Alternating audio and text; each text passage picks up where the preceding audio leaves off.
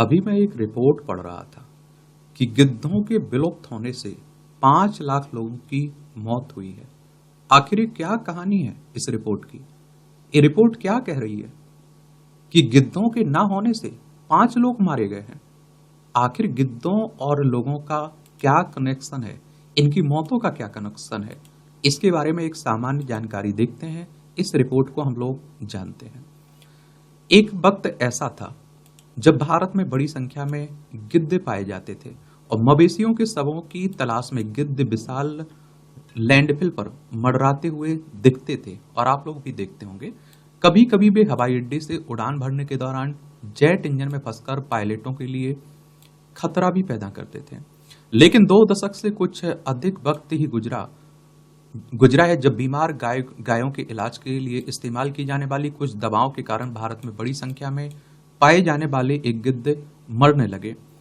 और 1990 के दशक के मध्य आते आते 5 करोड़ की आबादी वाले गिद्धों की संख्या डाइक्लोफेनाक नाम की एक दवा की वजह से तकरीबन शून्य पर आ गई।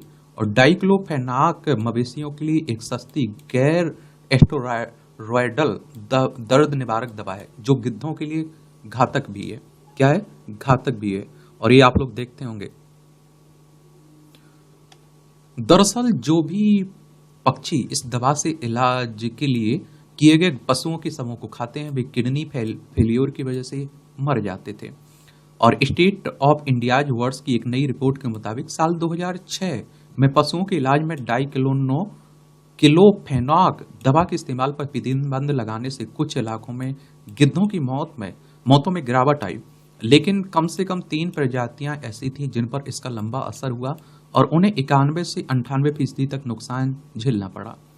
अमेरिकी इकोनॉमिक एसोसिएशन जर्नल में प्रकाशित अध्ययन में कहा गया कि अनजाने में इन पक्षियों की मौत की वजह से घातक बैक्टीरिया और संक्रमण फैला और इससे 5 वर्षों में करीब 5 लाख लोगों की मौत हो गई। 5 लाख लोगों की मौत कैसे हुई, ये सबसे बड़ा सवाल उठता है इसमें।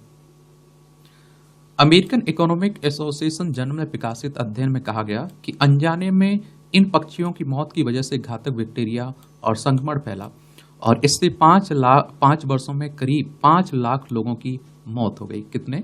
5 लाख लोगों की मौत हो गई है।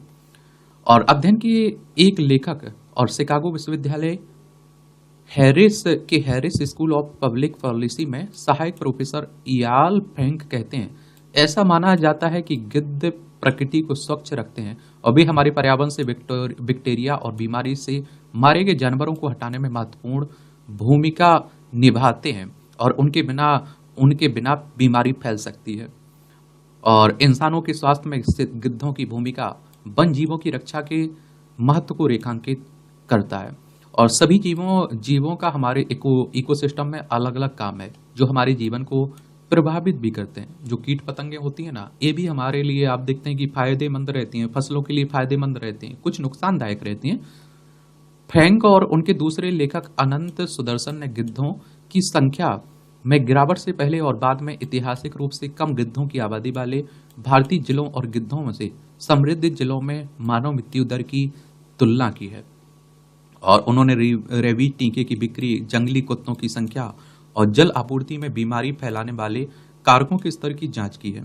और उन्होंने पाया कि सूजन कम करने वाली दवाओं की बिक्री बढ़ने और गिद्धों की आबादी घटने के बाद उन जिलों में मानव मृत्यु दर में 4% से अधिक की वृद्धि हुई है जहां कभी ये पक्षी बड़ी संख्या में थे। शोधकर्ताओं ने ये भी पाया कि इसका प्रभाव पशुओं की बड़ी आबादी वाले शहरी क्षेत्रों में सबसे अधिक था जहां मवेशियों के शवों को फेंकना आम था। शोधकर्ताओं का अनुमान है कि साल 2000 से 2005 के बीच गिद्धों की आबादी घटने की वजह से हर साल करीब 1 लाख से ज्यादा लोगों की मौत हुई है। नतीजतन प्रति वर्ष देश को समय से पहले होने वाली इतनी मौतों से 69 अरब डॉलर का नुकसान हुआ। यानी कि ये आप देखिए, हमारी रक्षा करते थे, बहुत सारी बीमारियों से हमें बचाते थे गिद्ध। किसी प्रजाति के नष्ट होने से मानव पर क्या प्रभाव होता है? ये मौतें ऐसी बीमारियों और बैक्टीरिया के फैलने की वजह से होती है जिन्हें आमतौर पर गिद्ध पर्यावरण से दूर कर देते थे। मसलन गिद्धों के बिना आवारा कुत्तों की आबादी बढ़ गई और मनुष्य को रेबीज जैसी बीमारी का सामना भी करना पड़ा है। और उस दौरान रेबीज के टीके की बिक्री बढ़ी, लेकिन टीके पर्याप्त मात्रा में उपलब्ध नहीं थे। गिद्धों के उलट कुत्ते सड़क अवशेषों को साफ नहीं कर सकते थे, और जिसकी वजह से बैक्टीरिया पीने के पानी तक पहुंच गया। पानी में मल जनित बैक्टीरिया ये आप देखते हैं कि दुगने से भी ज्यादा हो गई है। और बॉर्विक विश्वविद्यालय में एसोसिएट प्रोफेसर और इस अध्ययन के सह लेखक सुदर्शन कहते हैं कि भारत में गिद्धों की संख्या गिरना विशेष रूप से इस बात का स्पष्ट उदाहरण है कि किसी प्रजाति के खत्म होने से मनुष्य को कितनी भारी और अप्रत्याशित कीमत चुकानी पड़ सकती है। उन्होंने कहा कि इस मामले में नए रसायनों को दोषी ठहराया गया, लेकिन आप देखते हैं कि अन्य मानवीय गतिविधियां जैसे नेचुरल हैबिटेट यानी कि प्राकृतिक निवास खत्म होना, वन्यजीव व्यापार और अब जलवायु परिवर्तन का जानवरों पर असर पड़ता है, और इसकी वजह से आप देखिए हम पर भी प्रभाव पड़ता है। इन कीमतों को समझना और विशेष रूप से इन प्रमुख प्रजातियों को संरक्षित करने के लिए लक्ष्य संसाधनों और नियमों को समझना महत्वपूर्ण है। मवेशियों के शवों को हटाने के लिए गिद्ध पर निर्भर होते थे किसान। भारत में गिद्ध की जिन प्रजातियों को सबसे अधिक नुकसान झेलना पड़ा उनमें सफेद पंख वाला गिद्ध, भारतीय गिद्ध, लालसर गिद्ध शामिल है। इन प्रजातियों ने 2000 के दशक की शुरुआत से अपने महत्वपूर्ण दीर्घकालिक गिरावट देखी है। इनकी आबादी में तब से अब तक क्रमशः 98%, 95% और 91% गिरावट आई है। और मिस्र के गिद्ध और प्रवासी गिरफोन गिद्ध में भी उल्लेखनीय रूप से गिरावट आई है, लेकिन ये ज्यादा विनाशकारी नहीं है। शोधकर्ताओं के अनुसार भारत में साल 2019 की पशु जनगणना में 50 करोड़ से अधिक पशु दर्ज किए गए, और जो दुनिया में सबसे अधिक हैं। पुराने समय में किसान पशुओं के शवों को तेजी से हटाने के लिए गिद्धों पर निर्भर रहते थे। भारत में गिद्धों की गिरावट किसी भी पक्षी की प्रजाति के मामले में अब तक की सबसे तेज गिरावट है, और अमेरिका में कबूतरों के विलुप्त होने के बाद सबसे बड़ी गिरावट है। State of Indian birds report के अनुसार भारत की शेष गिद्ध आबादी अब संरक्षित क्षेत्रों के आसपास केंद्रित है, जहां उनके आहार में संभावित रूप से दूषित पशुओं की तुलना में मृत वन्यजीव अधिक हैं। और आप देखेंगे कि ये निरंतर गिरावट गिद्धों पर मंडराते खतरों की ओर इशारा करती है, जो गंभीर चिंता का विषय है, क्योंकि गिद्धों की संख्या में गिरावट से ने मानव कल्याण पर नकारात्मक प्रभाव डाले हैं। और जानकारों ने चेतावनी दी कि पशुओं के लिए इस्तेमाल की जाने वाली दवाएं भी गिद्धों के लिए बड़ा खतरा बनी हुई हैं। मौजूदा वक्त में मृत पशुओं को अधिक दफन करने के कारण पशुओं के शवों की कमी और जंगली कुत्तों के कारण ये समस्या और गंभीर हो गई है। इसके अलावा खनन और उत्खनन भी बड़ी समस्या है, जो गिद्धों की कुछ प्रजातियों के घोंसले बनाने के तरीकों पर असर करता है। तो क्या गिद्ध वापस आएंगे, यह कह पाना मुश्किल है। हालांकि कुछ संकेत हैं जो उम्मीद जगाते हैं।